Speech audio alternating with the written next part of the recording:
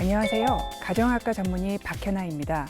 제가 오늘 준비한 이야기는 고지혈증 똑똑하게 관리하는 법입니다.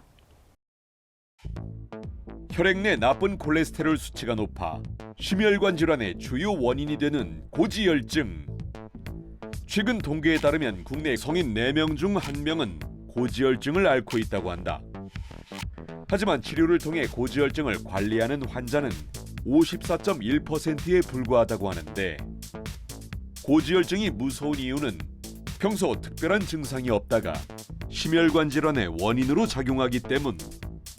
특히 중년 여성은 폐경 이후 여성 호르몬 분비 감소로 콜레스테롤 수치가 급격히 상승해 관리가 필요하다는데, 현대인의 건강을 위협하는 고지혈증.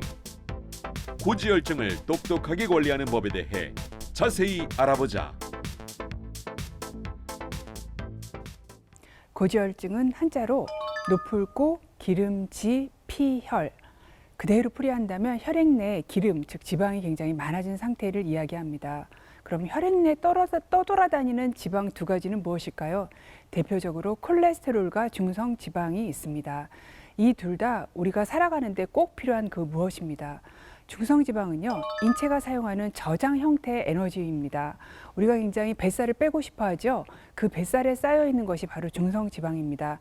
이렇게 지방세포에 저장되어 있다가 필요할 때 중성지방이 녹아져 나와서 우리가 사용할 에너지원으로 사용되게 됩니다. 콜레스테롤은 조금 더 복잡합니다.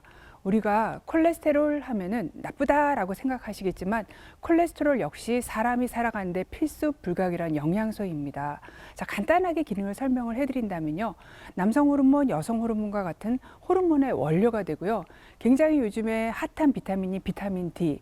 이 비타민 D도 이 피부에 있는 콜레스테롤이 햇빛을 받으면 전환이 돼서 생기게 됩니다. 그리고 지방 소화를 담당하는 담즙도 원료는 바로 콜레스테롤입니다.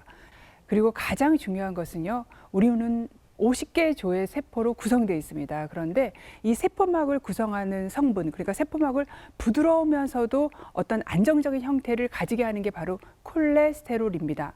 그 세포막으로 어떤 영양분이 들어가고 세포막에서 어떤 찌꺼기가 나올 때 그 역할을 하는 투과성을 주는 것도 바로 콜레스테롤입니다. 그래서 혈액 내 콜레스테롤과 중성지방이 문제가 아니고 혈액 내에 쓰고 남을 만큼 너무 많은 콜레스테롤과 중성지방이 바로 문제입니다. 자, 인체의 모든 세포는 그래서 콜레스테롤을 필요로 합니다. 그래서 간은 콜레스테롤을 굉장히 열심히 만들어서 이 필요한 장기와 세포에 배달을 해야 됩니다. 그런데요, 콜레스테롤은 바로 기름입니다. 그리고 혈액은 물입니다. 그러니까 물과 기름이 섞이지 않지요. 그러니까 배달을 하기 위해서는 특별한 어떤 운반차가 필요합니다. 그 운반차의 역할을 하는 것이 바로 LDL과 HDL이라는 단백질입니다. LDL은요, 간에서 막 만들어진 콜레스테롤을 우리 몸의 장기와 조직으로 보내는 배송 트럭입니다. 그러니까 LDL 콜레스테롤은 배송 트럭차에 담겨서 조직으로 바로 운반되고 있는 그런 콜레스테롤을 의미합니다. 콜레스테롤이 많다는 것은요, 조직에서 쓰고 남을 콜레스테롤이 앞으로 많아질 것이라는 뜻입니다. 이 남은 콜레스테롤은 가만히 있는 게 아니라 혈관벽을 타고 들어갑니다. 그래서 그 안에서 염증과 산화를 거치게 되니까 혈관을 딱딱하게, 그러니까 동맥경화를 일으키게 됩니다. 그래서 LDL 콜레스테롤의 별명은 바로 나쁜 콜레스테롤입니다. 쓰고 남은 콜레스테롤을 제거할 수 있는 장치도 필요하죠. 그런 청소차를 우리는 가지고 있는데요. 바로 HDL입니다. HDL은 조직에서 쓰고 남은 콜레스테롤을 받아들여서 간으로 보내는, 간에서 폐기하게 만드는 그런 역할을 합니다. 혈액에 HDL 콜레스테롤이 많다는 뜻은 콜레스테롤 제거가 우리 몸에서 활발하게 일어난다는 의미이므로 HDL 콜레스테롤의 별명은 좋은 콜레스테롤입니다. 우리가 병원에서 지질 검사를 받으면요, 총 4가지 수치를 받게 됩니다. 바로 총 콜레스테롤, LDL 나쁜 콜레스테롤, HDL 좋은 콜레스테롤, 그리고 중성지방, 이 4가지 수치입니다. 오늘 방송을 보시면서 최근에 국가검진 받으신 결과지를 가져와서 같이 숫자를 보시면서 보면 더 잘 이해가 되고 도움이 될 것 같습니다. 제가 진료실에서 흔하게 겪는 장면이 있습니다. 환자분한테 고지혈증이 있으세요? 라고 물어보면 환자분은 고지혈증은 없는데요, 콜레스테롤이 높아서 콜레스테롤 약 먹고 있어요 라고 말씀을 하십니다. 그러면 제가 아, 콜레스테롤이 높은 건 고지혈증이 있다는 뜻이에요 라고 말씀을 드리면 환자분이 깜짝 놀라면서 아니 고지혈증이 콜레스테롤인가요? 라고 물어보십니다. 많은 분들이 고지혈증과 고콜레스테롤 혈증이 서로 다른 질병이라고 생각하십니다. 자, 고콜레스테롤 혈증, 고지혈증, 이상지질혈증 서로 비슷한 의미로 사용되고 있는 다른 단어입니다. 그래서 많이 헷갈려 사용하시기도 하는 진단명입니다. 그래서 우선 제일 처음에는 용어 정리가 필요합니다. 가장 먼저 나온 단어인 고콜레스테롤 혈증부터 말씀을 드리겠습니다. 우리는요, 최근에 검진을 받을 때는 좋은 콜레스테롤, 나쁜 콜레스테롤, 좋은 콜레스테롤, 중성지방 이 4가지 검사를 했지만요. 과거에는 시약이 너무 비쌌기 때문에 콜레스테롤 검사는 딱 한 가지 총 콜레스테롤 검사만 했습니다. 그래서 이 총 콜레스테롤이 높으면 고콜레스테롤 혈증이라고 진단을 했습니다. 그런데 복잡해져서 다른 지질의 중성지방 검사를 같이 하게 되면 중성지방과 콜레스테롤은 분명히 다른 종류의 기름이니까 고콜레스테롤 혈증이라고 아주 묶어서 얘기를 할 수가 없게 되었습니다. 그래서 콜레스테롤과 중성지방을 모두 포함하는 개념인 바로 지질이나 지방 이 단어를 사용해서 중성지방이 높은 것까지 포함하기 위해서 고지혈증이라는 진단명을 붙이게 되었습니다. 하지만 최근 가장 공식적으로 사용하는 용어는 바로 이상지질혈증입니다. 말이 되게 어렵죠. 이상지질혈증. 왜 이런 단어가 필요했느냐면요. LDL 콜레스테롤과 중성지방은 높으면 심혈관계 질환 위험도가 높아지지만 HDL 콜레스테롤은 높으면 심혈관계 위험도가 낮아지고 반대로 떨어지면 심혈관계 위험도가 높아집니다. 그러니까 고지혈증에다 넣기에는 조금 굉장히 애매해진 부분이 있습니다. 그래서 HDL 콜레스테롤이 낮은 경우까지 포함하기 위해서 이상지질혈증이라는 단어가 만들어졌습니다.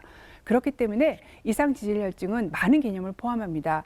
나쁜 LDL 콜레스테롤이 높아지는 고 LDL 콜레스테롤 혈증, 그리고 중성지방이 높아지는 고중성지방 혈증, 그리고 좋은 HDL 콜레스테롤이 낮아지는 저 HDL 콜레스테롤 혈증입니다. 그리고 어떤 경우는요, 이 3가지가 혼자서 나타나지 않고 하나, 2개, 심한 경우는 3개 정도까지 무리지어서 나타나는 그런 경우가 있습니다. 이런 경우를 복합성 이상지질 혈증이라고 합니다.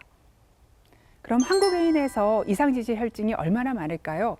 20세 이상 성인에서 남성의 48%, 여성의 49%, 그러니까 한국인 인구의 2명 중에 1명은 이상지질 혈증을 가지고 있다는 뜻입니다. 이상지질 혈증은요, 나이가 많을수록 증가합니다. 20대에는 4명 중에 1명만 이상지질 혈증이지만 나이가 들수록 점점 증가가 되기 때문에 10세가 넘는 여성 중에서는 4명 중에 3명이 이상지질 혈증을 가지고 있습니다. 고지혈증이 있어도 대부분은 증상이 없습니다. 무증상으로 조용히 지내다가 이 조용한 와중에 동맥경화는 차분차분 진행이 됩니다. 그래서 어느 한계에 이르면은 혈관이 막히거나 터지면서 그제서야 증상이 나타난다는 게 고지혈증의 무서운 점이기도 합니다. 우리 몸에는 혈관이 없는 곳은 없기 때문에 모든 혈관에 동맥경화가 생길 수 있습니다. 그런데 특히 동맥경화가 더 잘 생기는 혈관들이 있습니다. 그런데 이 혈관들이 바로 우리가 살아가는데 매우 중요한 혈관들입니다. 뇌혈관에 동맥경화가 생기면 뇌졸중이 생기게 되고요. 눈혈관에 생기게 되면 시력이 떨어집니다. 심장혈관에 생기게 되면 협심증이나 심근경색증이 생기게 되고요. 콩팥혈관에 생기게 되면은 만성 콩팥병이 생기게 됩니다.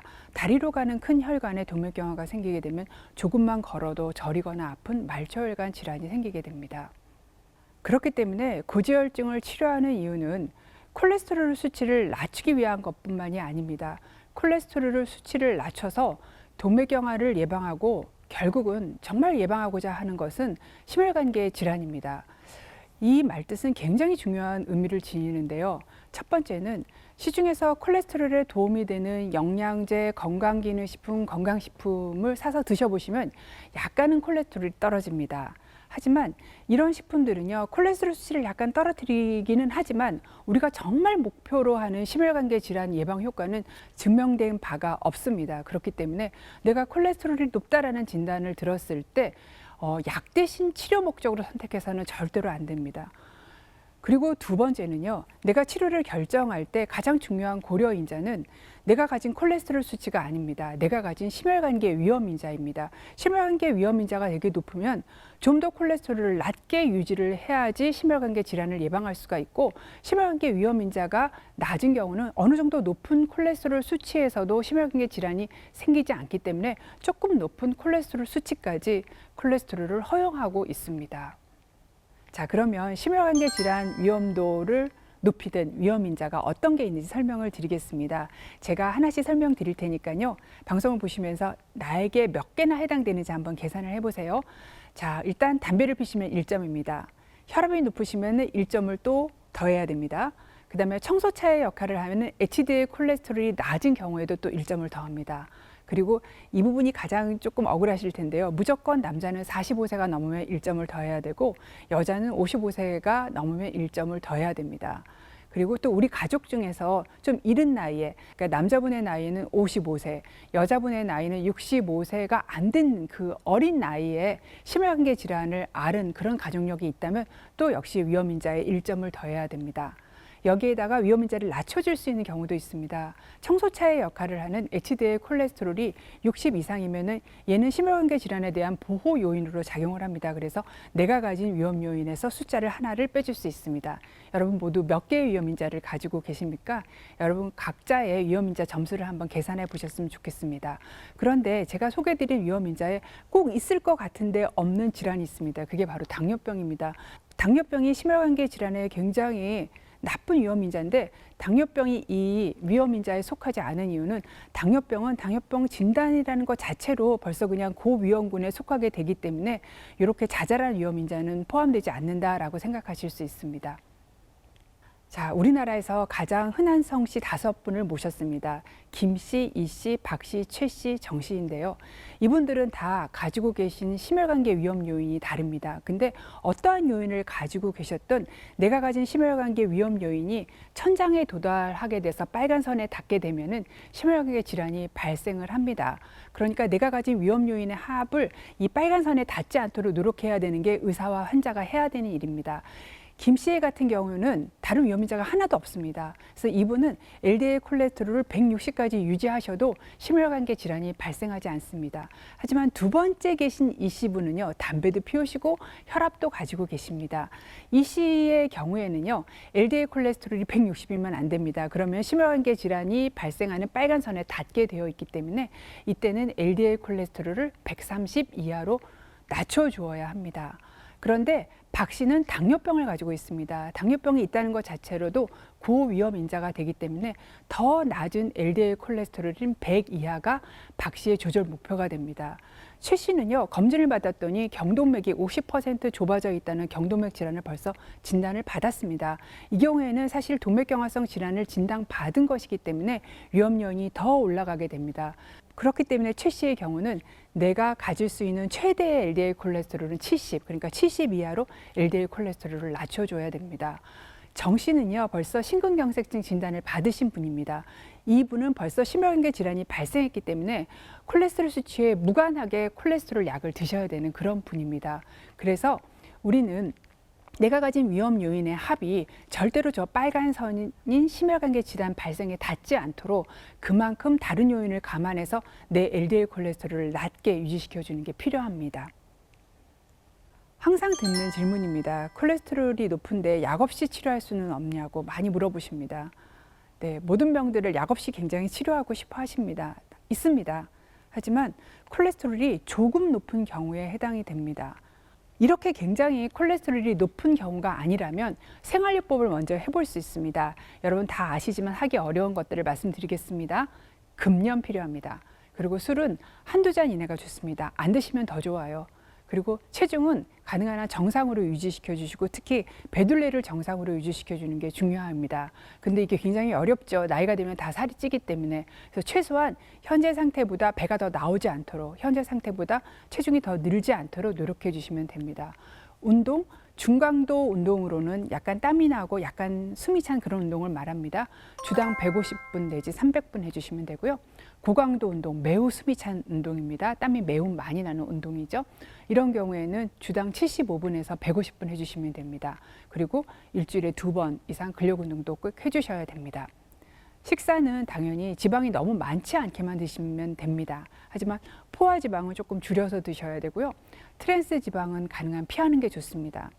탄수화물이 콜레스테롤이랑 무슨 상관이 있을까라고 생각을 하시는데, 탄수화물도 너무 많이 드시고 당분도 너무 많이 드시면 이게 중성지방을 올립니다. 그리고 또 결국은 이런 식단이 체중을 높이기 때문에 콜레스테롤을 2차적으로 높이게 됩니다. 그래서 탄수화물은 드시지 말라는 얘기가 아니라 도정을 덜한 전공류나 작공류로 드시는 게 좋고, 당분은 많지 않게 드시는 게 필요합니다. 자, 혈액에 콜레스테롤이 높다 이런 말을 들으시면요, 혈액의 콜레스테롤과 음식의 콜레스테롤이 같은 거라고 생각을 하시는데, 음식에 들어있는 콜레스테롤은 혈액의 콜레스테롤을 잘 높이지 않습니다. 그럼 혈액의 콜레스테롤은 누가 높이냐면요, 바로 음식에 들어있는 포화 지방이 높입니다. 그래서 콜레스테롤이 높아서 내가 생활 습관을 좀 교정을 해야 될 때 생각해 보아야 될 음식들이 있습니다. 주의해야 될 음식이기도 하지요. 첫 번째는 눈에 보이는 기름이 있는 고기를 피하는 겁니다. 여러분 많이 드시는 삼겹살, 눈에 보이는 지방이 있지요. 그리고 꽃갈비, 그다음에 꽃등심, 이런 것들은 기름이 굉장히 많습니다. 이런 것들은 이 안에 이 기름이 반은 포화지방입니다. 그래서 혈액의 콜레스테롤을 높이기 때문에 고기를 드시지 말라는 얘기가 아니고요. 눈에 보이는 기름기가 없는 살코기로 드시면 됩니다. 그리고 유제품을 자주 드시는 부분은 유제품에 지방이 꽤 많이 들어 있습니다. 유제품의 지방은 3분의 2가 포화지방입니다. 그래서 이 유제품을 저지방이나 무지방으로, 그러니까 지방을 좀 줄인 제품으로 골라서 드시는 게 필요합니다.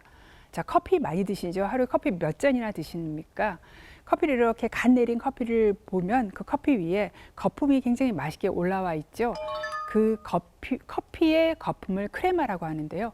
이 크레마에 들어있는 카페스테롤이 콜레스테롤을 높입니다. 그렇기 때문에 콜레스테롤이 높아서 약물 치료를 고려하고 계신 분들은 사실 에스프레소를 많이 드신다면 커피부터 줄이는 게 필요합니다. 에스프레소가 여러분이 많이 드시는 아이스 아메리카노 또는 따뜻한 아메리카노, 라떼, 이런 것들도 다 에스프레소로 만든 커피이기 때문에 필터 커피는 이 크레마가 없습니다. 그래서 필터로 된 커피, 필터에 내린 커피를 드시거나, 또는 여러분 인스턴트 커피라고 하는 그래놀 커피 있죠? 이런 것들은 콜레스테롤을 높이지 않습니다. 그래서 커피의 종류를 바꿔서 드실 필요가 있고요. 아이스크림은 유지방이 풍부한 아이스크림을 드시면 콜레스테롤이 올라갑니다. 그래서 아이스크림을 드실 때는 물론 안 드시는 게 가장 좋지만 샤베트형으로 드시는 것이 좋습니다. 자, 그리고요. 가공식품 중에서 기름기가 있는 것, 이 가공식품의 기름은 대부분 열대 야자유인 팜유로 만듭니다. 이 팜유는요, 포화지방이 굉장히 많습니다. 그래서 가공식품의 기름기는 대부분 포화지방의 가능성이 높습니다. 그리고 가공식품을 가열 열 처리하는 동안 트랜스지방도 많이 생깁니다. 그렇기 때문에 가공식품은 줄여서 먹는 것이 답입니다. 자, 이런 걸 다 했을 때 내 콜레스테롤은 어느 정도 떨어지냐면요, 한 20% 정도 떨어집니다. 왜 30%, 40%, 50%안 떨어지냐 하면요, 굉장히 궁금하시죠? 바로 나머지 80%는 내가 먹어서 올라간 콜레스테롤이 아니고 내 간에서 만들어서 나온 콜레스테롤이기 때문에 식이요법으로 더 떨어지지는 않습니다. 그렇기 때문에 콜레스테롤이 굉장히 많이 높은 경우에는 식이요법으로 해결이 안 돼서, 물론 식이요법도 하시지만 콜레스테롤 약도 반드시 필요합니다. 그러면 이렇게 이것도 먹지 말고 저것도 먹지 말고 그러면 뭘 먹으라는 말이냐고 환자분들이 많이 물어보시는데요. 탄수화물이 나쁜 게 아니라 정제를 한 탄수화물이 나쁩니다. 정제를 해서 당분을 넣으면 더 나쁘고요. 그래서 탄수화물은 갈색 탄수화물을 드시면 됩니다. 빵은 통밀빵을 드시고요. 밥은 현미나 잡곡밥을 드시면 됩니다. 그리고 채소류의 섬유소는 콜레스테롤 흡수를 떨어뜨리는 역할을 하기 때문에 채소류는 충분히 섭취를 해주시는 게 좋고요. 그다음에 등푸른 생선에는 몸에 좋은 기름들이 많이 들어 있습니다. 그래서 등푸른 생선도 일주일에 2번 정도는 챙겨 드시는 게 좋고, 그리고 또 콩류나 견과류에도 좋은 기름들이 많이 들어 있어서 콩이나 견과류도 권유되는 식품입니다. 그리고 과일은 적당량이라고 써 있습니다. 이유는요, 과일은 너무 많이 드시면 기름의 한 가지인 중성지방을 높이기 때문에 하루 사과를 기준으로 반 개 정도 드시는 게 적정량입니다. 흔히 그럼 계란은 몇 개까지 먹어도 되냐고 많이 물어보세요. 계란은 콜레스테롤이 굉장히 많습니다. 그런데 식품의 콜레스테롤은 혈액의 콜레스테롤을 올리지 않습니다. 그래서 계란의 콜레스테롤이 혈액의 콜레스테롤을 올리지 않습니다. 하지만 계란은 포화지방도 많이 가지고 있습니다. 그래서 많이 드시면 결국은 혈액의 콜레스테롤이 올라갑니다. 젊은 분의 경우는 노른자 포함해서 하루 2개 이내 드시면 되고요. 나이 드신 분들은 하루 1개 정도가 적정량입니다. 물론 노른자를 제거하고 드신다면 이거보다 훨씬 더 많이 드셔도 괜찮습니다. 자, 2, 3개월 정도 약이 없이 생활요법으로 노력을 해봤는데 콜레스테롤이 내가 원하는 목표치에 도달하지 않으면 약물 치료가 필요합니다. 대표적인 약물이 유명한 스타틴입니다. 이 스타틴은 콜레스테롤이 만들어지는 합성 과정을 억제합니다. 그래서 현재 내 LDL 콜레스테롤 레벨을 무려 30 내지 60%까지 떨어뜨릴 수 있습니다. 스타틴을 좀 도와주는 약으로는 에제티무브가 있습니다. 에제티무브는 콜레스테롤 흡수를 떨어뜨려주는 약입니다. 이 약은요, 내가 가진 콜레스테롤의 20% 정도를 떨어뜨립니다. 하지만 주 치료는 에제티무브가 아니라 스타틴입니다. 스타틴을 먼저 쓰시고 스타틴으로 해결이 다 안 되거나 스타틴의 용량을 충분히 높이지 못할 경우 에제티무브를 보조 역할로 사용을 합니다. 그 이유는 스타틴이 가진 심혈관계 질환 예방 효과가 에제티무브가 가진 심혈관계 질환 예방 효과보다 월등하게 좋기 때문입니다. 그래서 스타틴이 우선입니다. 정말 그러면 스타틴을 먹어서 콜레스테롤을 떨어뜨리면 동맥경화가 좋아지느냐, 증거를 대봐라 라고 얘기를 하실 수 있죠. 그래서 혈관 내에 집어넣는 초음파로 스타틴을 치료하기 전에 사진을 한번 찍고 스타틴으로 치료를 해서 콜레스테롤을 떨어뜨리고 난 다음에 2년 뒤에 사진을 찍었습니다. 사진에서 노랗게 보이는 것이 플라크, 동맥경화반인데요. 이 동맥경화반의 넓이가 16제곱밀리미터에서 12제곱밀리미터로 그러니까 무려 25%가 24개월 후에 줄어들었습니다.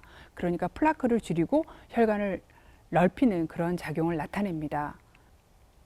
그런데 콜레스테롤 약은 부작용이 많다는 소문도 굉장히 많습니다. 실제로 많지 않습니다. 사실 대표적인 부작용이 있기는 합니다. 간 수치 올라가시는 분이 한 1% 정도 돼요. 이 경우에는 저희가 간 수치를 모니터링 하다가 약을 바꾸거나 매일 먹는 약을 이틀에 한 번, 3일에 한 번 이렇게 투약 간격을 조절하는 걸로 해결할 수 있습니다. 한 10%의 환자분들은 근육통이 생기는데요. 시간이 지나면 좋아집니다. 한 10,000명에 1명, 10만 명에 1명 정도는 근육 독성이 생겨서 근육 수치가 매우 많이 올라가면서 근육통이 생기게 됩니다. 이 경우에는 약을 바꾸거나 또 투약 간격을 조절하는 방법으로 해결할 수 있습니다. 가장 걱정하는 내용은요, 아마도 당뇨병 발생일 것 같습니다. 콜레스테롤 약을 드시면은요, 당뇨병 발생 위험이 5% 정도 높아집니다. 하지만 당뇨 위험도가 하나도 없는 분에서 생기는 건 아니고요. 대부분의 전당뇨에 해당하는 분에서 콜레스테롤 약을 고용량으로 썼을 때 생기게 됩니다. 그런데 당뇨 전 단계에 있는 분들도 당뇨인 분들과 마찬가지로 심혈관계 질환이 생길 위험도가 굉장히 높은 분입니다. 이런 분에서는 콜레스테롤이 높으면 당연히 5%의 위험이 있더라도 심혈관계 질환 위험도를 낮추기 위해서 콜레스테롤 약을 드셔야 되고 대신 열심히 운동을 하시고 배가 더 나오지 않도록 하고 금연과 같이 당뇨병에 대한 생활습관 교정을 같이 해주시는 게 더 맞는 선택 방법입니다. 그리고 간혹은 치매 위험을 높이지 않느냐라는 얘기를 하시는데요. 치매 위험은 높이지 않는 것으로 밝혀져 있습니다. 우리가 혈압, 혈당, 콜레스테롤을 흔히 삼고 질환이라고 합니다. 근데 제가 혈압을 조절하다 보면은 술을 좀 마시면 술을 취할 때는 올라갔다가 술이 낄 때는 떨어졌다가 술 기운이 완전히 빠지면 또다시 올라가서 혈압이 들쑥날쑥하고요. 컨디션에 따라서도 내가 좀 많이 먹으면 혈압이 올라갔다가 덜 먹으면 혈압이 떨어졌다가 이렇게 왔다 갔다 합니다. 혈당도요.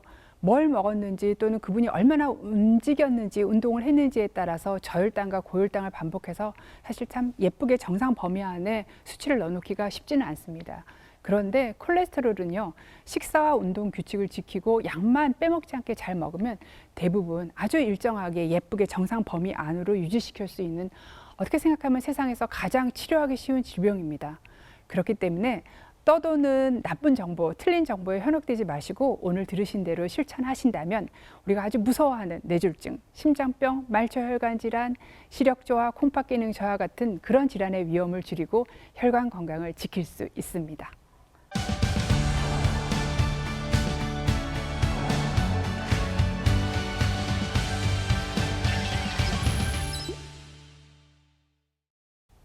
시청자들께서 고지혈증과 관련해 질문을 보내주셨는데요. 함께 확인해 보겠습니다. 좋은 콜레스테롤인 HDL 콜레스테롤을 높이는 방법이 있을까요? HDL 콜레스테롤을 높이는 약은 없습니다. 정확하게 얘기하면 높여도 별로 심혈관계 질환을 예방을 못하고 오히려 부작용이 많아져서 약을 사용하지 않고 있습니다. 하지만 높이는 방법이 없는 것은 아닙니다. 이게 또 쉽고도 어려운 방법인데요. 운동 안 하시던 분이 규칙적으로 운동해 주시면 HDL 콜레스테롤이 5 내지 10 올라갑니다. 흡연하시던 분이 금연하시면 또 HDL 콜레스테롤이 올라갑니다. 그리고 복부비만이 있으신 분들이 복부비만을 줄이게 되면 또 HDL 콜레스테롤이 올라가고요. 그 다음에 지방 중에서 좀 나쁜 지방이라고 얘기되는 포화지방이랑 트랜스 지방을 줄이고 좀 좋은 지방이라고 얘기되는 불포화지방산이 풍부한 음식들, 등푸른 생선이라든가 견과류, 올리브 오일을 드시게 되면 HDL이 올라갑니다. 콜레스테롤 수치가 높은데 오메가3를 먹어도 될까요? 자, 오메가3를요, 고용량, 여러분이 보통 영양제로 드시는 오메가3는 1g 이내입니다. 2 내지 4g 정도 드시게 되면은 중성지방이 떨어집니다. 하지만 콜레스테롤이 떨어지지는 않습니다. 콜레스테롤을 낮추지는 못합니다. 그리고 또 오메가3를 적은 용량이 아닌 1g 이상의 고용량을 드시면 무서운 부정맥인 심방세동의 위험이 높아집니다. 그렇기 때문에 콜레스테롤이 높은 경우 떨어뜨려 보겠다고 영양제 오메가3 사서 드시지 마시고요. 스타틴 또는 스타틴과 에제티무비를 처방받아서 드시는 게 좋은 선택입니다. 콜레스테롤 수치가 낮은 경우 암 발생 위험이 높다던데 사실인가요? 콜레스테롤이 낮으면 암 발생이 많아진다는 연구 결과도 있고 또 반대로요. 어떤 연구는 콜레스테롤이 높으면 대장암, 유방암, 전립선과 같은 암 발생이 증가한다는 연구 결과도 있습니다. 그렇기 때문에 아직은 콜레스테롤 수치나 아니면 콜레스테롤 치료가 암과 관련이 되어 있다는 그런 명확한 증거는 없는 상태라고 말씀드릴 수 있겠습니다. 콜레스테롤 검사할 때 금식이 필요한 이유는 뭔가요? 우리가 식사를 하고 난 다음에는 저장형 지방인 중성지방이 혈액에 매우 증가를 합니다. 그렇기 때문에 최소한 12시간은 공복 상태를 유지하고 난 다음에 체열 검사를 해야 되는데요. 12시간 공복이 너무 어렵다면 최소한 9시간 이상은 금식을 하고 체열할 것을 권유드립니다. 그런데 내가 딱 검사해야 되는 수치가 LDL 콜레스테롤 하나만 보면 된다라고 할 때는 그냥 체열을 하셔도 됩니다. 이유는 LDL 콜레스테롤은 밥을 먹거나 안 먹거나 식사와 무관하게 일정한 수치를 가지고 있기 때문입니다. 고지혈증은 앞에서 말씀드렸듯이 가장 치료하기 쉬운 어쩌면 착한 질병입니다. 고지혈증 약을 부작용이 많다고 많이 걱정하시는데요. 고지혈증 약도 착한 약입니다. 세상에 부작용이 없는 약은 없습니다. 영양제도요, 때로는 부작용이 있을 수 있습니다. 우리는 그럼 어떨 때 약을 먹느냐면요. 약으로 인한 이득이 부작용보다 클 때 그 약을 처방하고 복용을 합니다. 고지혈증 약도 부작용이 있기는 하지만 부작용에 의한 가능성보다는 약을 먹었을 때 얻을 수 있는 심혈관계 질환 예방 효과가 훨씬 크기 때문에 복용을 합니다. 오늘 저의 이야기가 여러분들이 행복하고 건강한 삶을 살아가는데 도움이 되었길 바랍니다. 감사합니다.